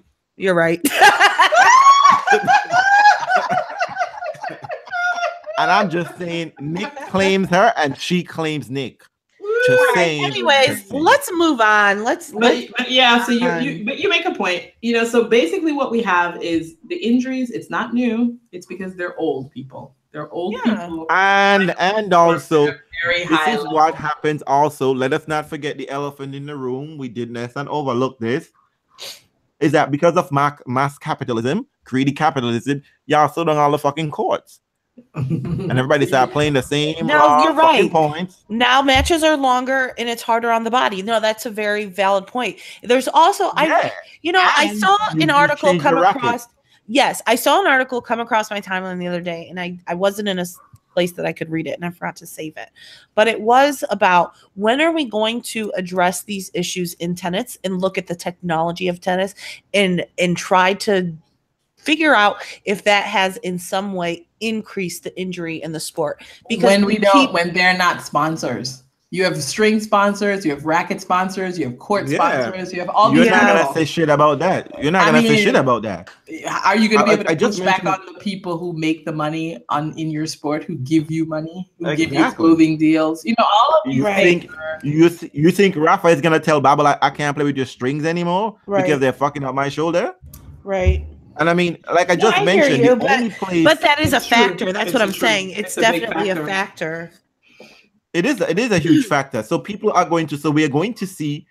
So yes, we're going to maintain people playing on court for a very long time. Like career, but these people are gonna look fucked up in 10, 15 years. Well, you know what they're doing though. In contrast, instead of doing this, what they're going to do is introduce Fast 4. The whole idea is instead of actually looking at the technology and not to sort of like go backwards, shorten the game. But what they're going to do is attempt to shorten the game in response to the fact that technology has caused people to stay on court longer. So if you can't hit a ball out, what we're going to do is we're going to change it to Fast 4. So maybe we could be finished faster. That's their assumption. That's what you're seeing is the tweaks of the game. Instead of actually sort of confronting the fact that this is a sport that requires the individual, but it also requires technological intervention. And we should probably say, you know what, at some point in time, we're not going to use these strings. I mean, think about what they did. Didn't they do that in swimming? Haven't they actually pushed back some of the on the suits? In the suits, right? Because you have to do that. You have to have that relationship with your technology and your equipment. But for some reason, I don't think... right? I mean, you have to look at those things, but I don't think tennis is in the market to do that because there's so much money to be made in these sponsorship deals, which, it's and the players, and I mean, and not only that, I mean, let's think about it, right? How many other sports you can play 2 weeks and get like $3 million? Yeah. 2 weeks work. That's true. So despite the fact that many play, it's like the lotto, right? Think of it as like the lotto. Despite many of us won't win it, because you don't live in fucking New Hampshire, you will still buy that ticket because there is that chance. But you would never say, stop this shit, because you know what, Lotto, you're taking all our money and we don't see anything go back into the community for sports and culture as you always claim to do. We don't see any of that. Yeah. So what I think needs to happen here, and which won't happen, is that the players need to step up and say, we need to take back our sport. We are the workers, but when you have a workers' revolution, they just shoot that worker. They just shoot the one who started talking, and they get him out of the sport. No unions. It'll weak. Well, it'll be interesting, right? Interesting moving forward, right? You've got people who are supposedly more thoughtful in the sport on the Players Council now, right? You've got Nole, you've got Nole, you've got Andy. These are supposedly the people who are not as corporatist as Federer, which is the model, right? This is what people have always told us, that Federer is a corporatist. So now that you have people who are supposed to kind of represent the little guy, let's just see what changes come out. Let's see. God, this sounds so Trumpian. You've got these millionaire stars representing the little people. Well, this is how does that work? It's the irony. Here's the thought. Here's the thought for you. Here's the thought for you, lady. I'm gonna just put it out. It just came to me out of the blue. You people put out Fast Four and make this a thing. Guess what's gonna happen? Marcus Willis is going to win Wimbledon. I know. Because you can't control it. There's too much. It's uncontrollable. Exactly. It's uncontrollable. Some slob, some little not even professional is gonna roll. It's gonna be on his lawn, and he's gonna be like, you know what? I need to make some fast cash. Because you know what? That's don't require much attention. Just getting, like semi-shape, whatever. Get the crowd behind me. Walk over my, get all my family to show up, whatever the case may be. That's what you're gonna happen. You won't be able to separate the sheep from the goat. You're gonna have a whole bunch of mess and madness up in there. Well, and then you lose that thing that you wanted. You're gonna kill the golden goose. Well, listen, we have a whole year ahead of us where we're going to be able to see how this all plays out. Because I think, it's a come to Jesus moment for the next couple of years as these players age and the sport has to deal with what that means. It's been the most popular that it can be in terms of money for a while, but you might have to lose some money when the big names go. And that's just what has to happen. That's always happened. That it was between, we've seen it happen between eras. It always happens. I mean, hello, Abu Dhabi just showed you what the future looks like. RBA versus Kevin Anderson. Yeah, think about that. And that's serious for them. You know what I mean? And so, what you hope is that they'll have an influx of young talent with brash attitudes that get the sport to care. But y'all try to shut that shit down every minute, right? Well, we'll see. Because guess what? When y'all put the hands of tennis, all of tennis, in the hands of 4 people, it's hard. They don't always want to show up every week. They don't always show up in the same place. Well, it's good. It's the hands of ATP tennis, and I mean, I know people think on the WTA. I mean, now it looks quite smart for the WTA to have its own platform, right? Because they assume that in some ways that their side, the WTA will keep growing and growing without the men, which who knows, maybe that's what it is, or maybe it won't be. I don't know. So, because I think people, the perception is that the WTA side is going to be very much a Wild West, right? Because as always, without Serena, then anyone can win, right? That's the whole thing about that tournament, that side of the draw, or that side of the aisle in some ways. So, it's interesting, but at the same time, not everyone is as compelling as Serena in terms of getting eyes and getting people to care. It's true. So, and then when something new and wonderful shows up, like Sloane Stephens, then she don't get consistent. She just decides, you know what? I mean, that's the trade-off. Right? I ain't trying to win anymore. Or even like an Ostapenko. I mean, if you think about, I mean, they're making deals. They're signing contracts. They're doing all kinds of stuff, and then you're just gonna have to see where the star-making power comes from. Yeah, they're not reliable. They're not as reliable as Federer and Serena. It's interesting to see. Let's see of the people who won last year. Let's see who repeat. And we're just at the beginning of the year, so we have lots of things. We got time to see. And in a final bit of news, guess what? We just found out, ladies, again, this supposedly silent band that doesn't exist again. Wrapping up. I'm pissed about this. Silent band can't stay silent, apparently.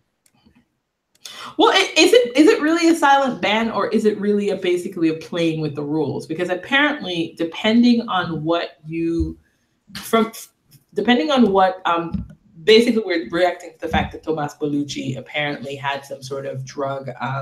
It was in a supplement, right? Yes. And so what I'm hearing is it was like a designation. Like if he had been willing to come out and say something about it, then he would necessarily have had to have the news shared. But legally, he was able to not do that, and it was okay. It wasn't a silent ban per se. This is the problem for me. Yeah. I understand that if there's a rule violation, that there is a process that has to happen in order to prove it false or positive once it's happened. I get that. The problem is not disclosing that the rule violation happened when it happened. As soon as it happens, you got to put that shit out there, because that's when you don't do that, that's when shit looks sketchy. Because actually, that's the rules of WADA anyway. Those are WADA rules. But that's not what happened. That's not what happened. That's not what happened at all. He tested positive last summer, and we're hearing about it now. We should have heard about it when the ban is over. Yes, when the ban is that's over. why it doesn't look good. I don't care if it's not his fault. It's not his fault. It is the problem of the organization and how they choose to release this information. But since the Maria Sharapova deal, we've heard about how we want everything to be transparent. We're not going to do this, blah, blah, blah. And boom, here we have something. And it's been damn near 6 months before we hear anything about it. Is it fair to the player if they got to go out on court and play for 6 months and people think maybe they're a doper? Well, you know what? I don't really give a fuck, because you should have done your job by knowing what you were putting in your body. And that's the risk that you take. I'm sorry that you got some sketchy pills off of Amazon.com. I'm sorry, deal with it.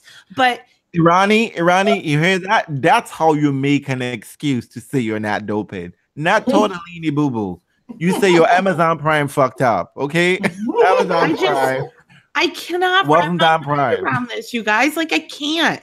We can't keep doing this and saying it's okay, because it's not okay.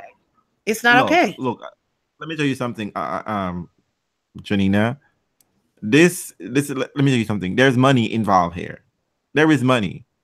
And once you have, the problem right now is because they have bent the rule, and this is something tennis has already done for years, right? Marcelo Rios would tell you about Peter Codra. Andre Agassi. This happens all the time. Yes.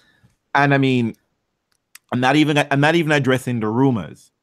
These are confirmed instances. Right. Right? But what happened with Maria Sharapova was a shit show. And it therefore goes to tell you, this is how I know Maria Sharapova was really doping. Because it got to the point where they had no other choice but to release it at that exact time.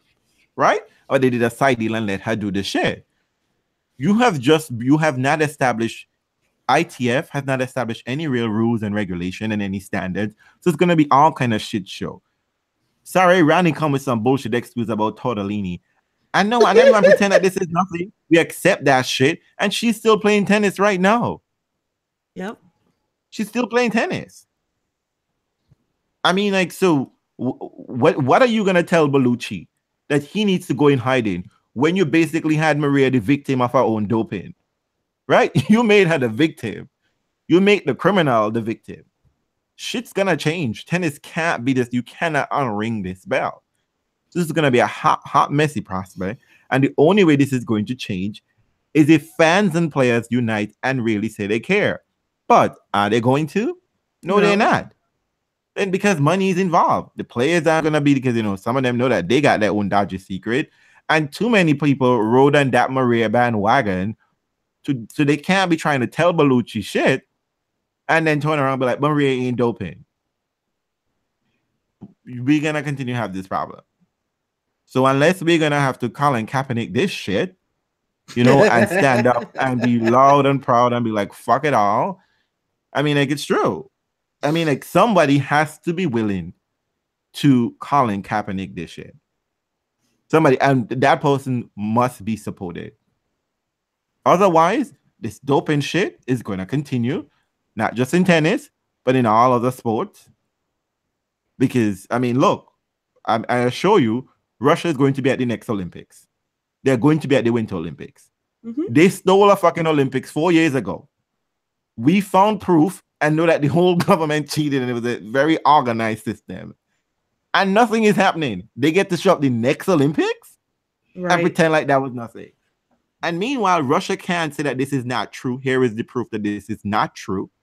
All they're saying, y'all are just trying to scapegoat and treat us because we're Russian. But they can't say that anything that they have found wasn't true.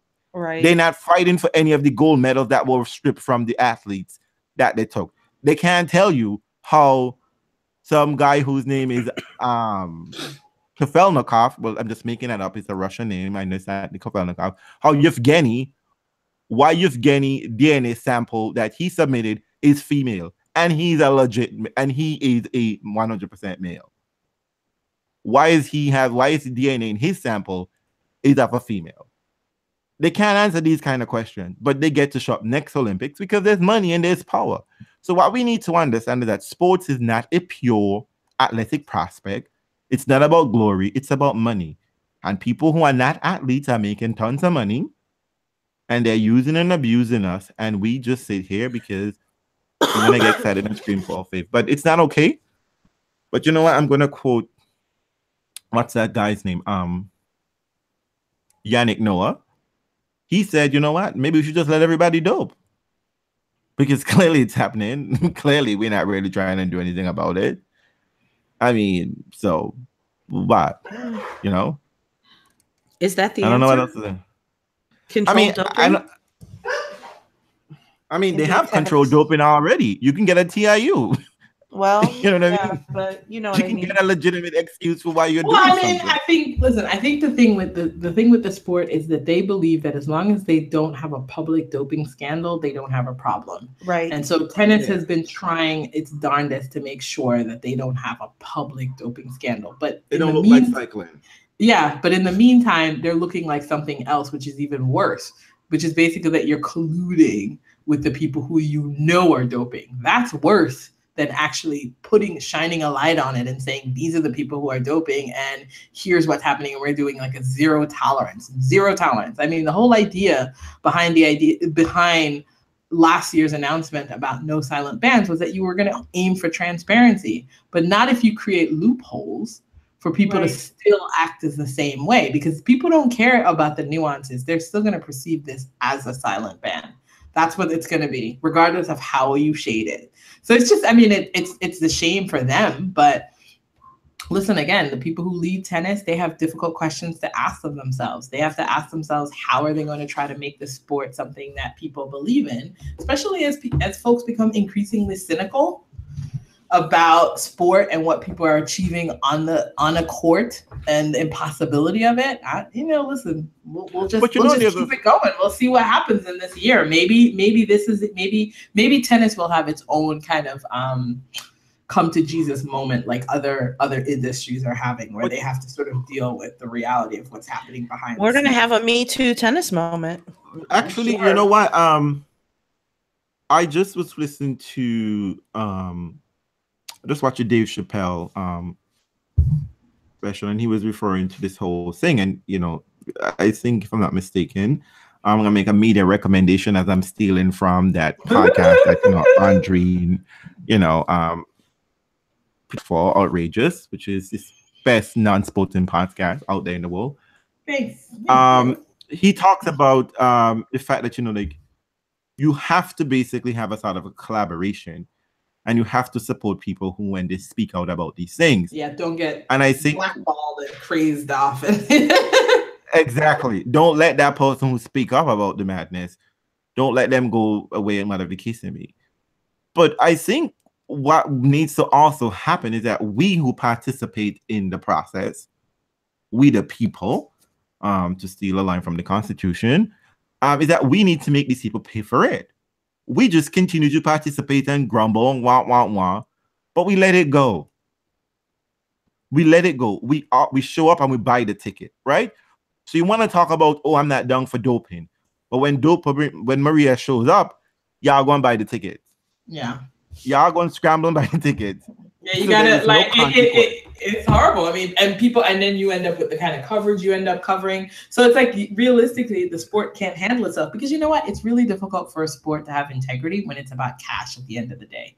And if if your cash cow messes up, that's where the rubber meets the road. That's where you have to this is when it's difficult to make certain choices. And we saw tennis tennis failed on those choices all last year. I mean, they failed. They just did. So it's going to be really difficult. I mean, like and one of the most important issue we're going to have is that the people who cover tennis, who know tennis, who embedded, they're not critical. They sing the same tune. I mean, but it's difficult for them because they believe that if tennis falters, they falter. So it's really difficult. They don't get a job. They don't get a exactly. I mean, they're not covering other sport. You know what I mean? I feel like with other sports, it's like if you're a sports reporter, you're covering sports in general. So if your basketball season's over, then you're doing something else. But if you're a tennis reporter generally, that's going to be a tricky beast because any damage to that sport damages your pocketbook in the future as well. So, I mean, it's just a hard ask. Fair enough. But I mean, I understand Janina's frustration. I mean, like it's disappointing all the time. Because then you at some point in time we end up looking like Trump voters, where you end up looking like idiots when you say your sport's clean. You know? Yeah, what I mean? There is no limit. There is no limit. You're gonna make excuse for every goddamn thing. So it makes you wonder. So here is the more important. Here's a larger question: who are they protecting? They are the band. You don't want to know the answer to that. I don't think anybody wants to know the answer to that. And I think, unfortunately, when you're willing to go down the line to protect Bellucci, now let's be honest, I like Bellucci as well as the next person. But Bellucci, he's hot. He's Brazilian. Yeah. Yeah, but Bellucci doesn't command anything. So if you're willing to do just the bare minimum, if you're willing to do those kinds of things to protect a Bellucci, what are you willing to protect somebody who's when you bend over ass backwards for Maria, you're gonna allow everybody in. I mean, it's the mess. same thing. But let's it's the first. You just talk about Trump, right? Yeah, it's the first. It's the first. It is, and we are doing exactly what we're famous for. We're doing exactly. So to wrap this up on a lighter note, I'm just gonna be keeping. Yes, we're very heavy, and we always have these. Janina was supposed to, with her notes, was supposed to keep us in line, so she got all messy. No paycheck for you this week, boo boo. We're just happy to be in each other's company. That's all. Yes, it's happy, and it's our 108th podcast. I feel so we're well past 100, and I'm so excited. So. For 2018, ladies, I'm gonna give you three things that you want for tennis, for the new year, that you wish to happen with tennis related. Either something you want tennis to do better, or something you want for tennis as a fan, or just something tennis related you wish to happen in 2018. Okay. So we're gonna start with Janina since she dropped the ball. I'm looking forward to Janina. I did give homework, okay? I gave homework, ladies. So fans, just know, this is not just coming out of the blues. I sent out homework assignments. All right. So we're going to find out who is doing their homework. Okay. So, given the last conversation, I need y'all to quit pretending like people ain't doping in tennis. Okay. Okay. That's a big step, right? That's a big step. You're asking a lot. I know. But these are wishes, right? Yeah. I want Rafa. I want Rafa to have knee surgery so that we can, substantiate. Feel like we're all human. Feel like we're all make them real. Fix it. Just fix it, Rafa. Fix it. Have a legit fix. And Rafa, you don't even have to have actual surgery. You can just go in and pretend like the appendectomy. Just, take a couple pictures for Twitter, put a little bandage around it. The bandage is already there anyway. I mean, I'm fine with that. I'm fine with that. I just need you to make it real. Okay. And, look real. My third one, I'm going to say, just for fun, that's not mean or nasty to the sport. I want Nick Kyrgios to win a major. Alrighty. So I know what one of our dreams is gonna be now that you don't open that Pandora's box. Well, okay, so I'm not as specific as that, but number one, I would like a brand new spanking ATP Slam winner. I can't say WTA because WTA has new ones all the time. I want a brand new ATP Slam winner, preferably someone who can go on a run in the next few years. So that means this person should be young enough that I can comfortably believe that they might start something. They might start a tier of a second win. This is a very modest goal of mine, just so modest. Number 2. Oh, hold on. Before you get to number 2, can I just have you, since you are like the ATP whisperer and shit, when you open your mouth and say shit about the ATP, it generally happens. I'm going to need you to clarify, just put a little asterisk and say, I'm not going to give you any, I'm not going to give you any real nudge and say, but who can't be one of these people? A trumper. Like who we don't. No white American male. Thank you. Sorry. Thank you. We want to continue to win in the way that winning means, which is losing. But say number 1 over again by saying that, just to make it clear for you. I would like a brand new ATP Slam winner, preferably a non-Trumper. Not preferably a non-Trumper. No, don't fuck with the tennis Jesus. Don't fuck with tennis Jesus. You know how he operates. I would like a non-Trumper to win an ATP major and go on a run for the next couple of years. I want a new champion to rise, a non-Trumper champion to rise. Number 2, I'm being so modest in this, I would simply like Monfils to get to a slam final. He's never done that before. Just get to a slam final. And number 3, I would like Laver Cup in Chicago to be a freaking fantastic party that highlights Chicago well, and just have everyone continue to seethe about the improvements that this XO makes. So what you're trying to say, that you want haters to continue to hate? Yes, I would like that to happen. No, I would like it. I would like a good. You see how the shady bitch is, right? You see how she is, right? She's shading you subtly. She's trying to come with some intellectual shit. But what she's really trying to say is, I want haters to continue to hate. I want a good Laver Cup because I think we should have a good party in the U.S. But yeah, that. Yeah. Some things don't change, Janina. Never. I know. Never. So my 3, because it's my podcast, I'm gonna have 5. I'm lying. I'm joking. Listen, I know you got 5. Finish it up so my sister won't. No, I don't have 5. Stuck in her bedroom forever. So, in a continuation for, I'm disappointed in you. Y'all are not my good Judies, okay? I'm just saying, I heard no wishes for our podcast. None. Zero. I'm going to take it. No paycheck for either of you ladies this week. None. So, my number 3 is that I want all of us to meet for Laver Cup in Chicago and have a live podcast and big old band, have a good time. Ooh. And it to be live for people who are there. No fans could be there. We can interact with our fans. Ooh. Yes. So, number 3. Number 2, because I am the homosexual of the podcast, I would like an ATP man to a tournament, win a big tournament. What does your homosexuality have to do with that? And he's gonna come out during the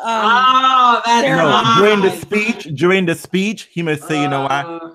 And I cannot forget my man. Not only did he suck my dick last night for good luck, we're getting married tomorrow with this trophy. We're gonna drink the champagne out of. Just saying. I mean, and you're not gonna say all of that, but something along those lines will work. You know what I mean? Just something along those lines. I mean, I don't want to out someone hot, so I could get a chance just the same. I mean, I would like it to be Rafa, but just small. Oh my God! But so that you could be with Rafa, leave him alone. No, exactly. That's what I'm just like. No, just like no. But I'm just saying, somebody in the top 10 too. Okay, there's more than one. All right. And I think my number one wish for 2018 is Tennis Jesus, please. Can Venus win a fucking title? And a real title, okay? Not like some, I don't know, some Woobat or something in Bumble. Fuck. No. A real title. That was part of my honorable mentions, but we're going so long, I left it out. US Open. You know what I mean? I wanted to win a major. Let me be real specific because I don't give a fuck if she wins Cincy or whatever. I wanted to show up for 2 weeks and roll up in there and snatch a wig, a big wig. If it's Serena, I don't even care. But I would love it to be Serena too. But you know what? Get a major, please. She has worked so hard. She said nothing about All Lives Matter at all in 2017. She should be rewarded. On that note, we're gonna wrap this shit up. Oh my god, that's great! I said, all fans, I think this podcast is just gonna be right around 2 hours. So you haven't heard from us in a long time. Y'all were dying for this shit. And then just to make a mention, just to cover all our tea. Yes, we did see the Hopman Cup fashion, and there wasn't much to write about. Just saying, ladies, step your game up because the men keep the simple tucks right. And just about to the wives, Kokonakas, you can't wear brown shoes with black tucks. What the fuck, boo? What the fuck? Okay? No. You can't keep beating Sasha if you want. Yes, you can. Yes, you can. Because you know what I love? I love when Sasha's a major contender and he don't do nothing major at the majors. I just love it. I mean, it's nasty, but I just love it. It's so cool. It is so amazing. It's so amazing. I love Sasha, but I love it when he falls flat because I just think it's cute too. It's so spectacular. He does it in such a spectacular manner. I mean, like he makes losing epic. I'm just saying. And you know what? Let me just put a wish out there. I'm gonna sneak a fourth one in there, and I just wish everyone.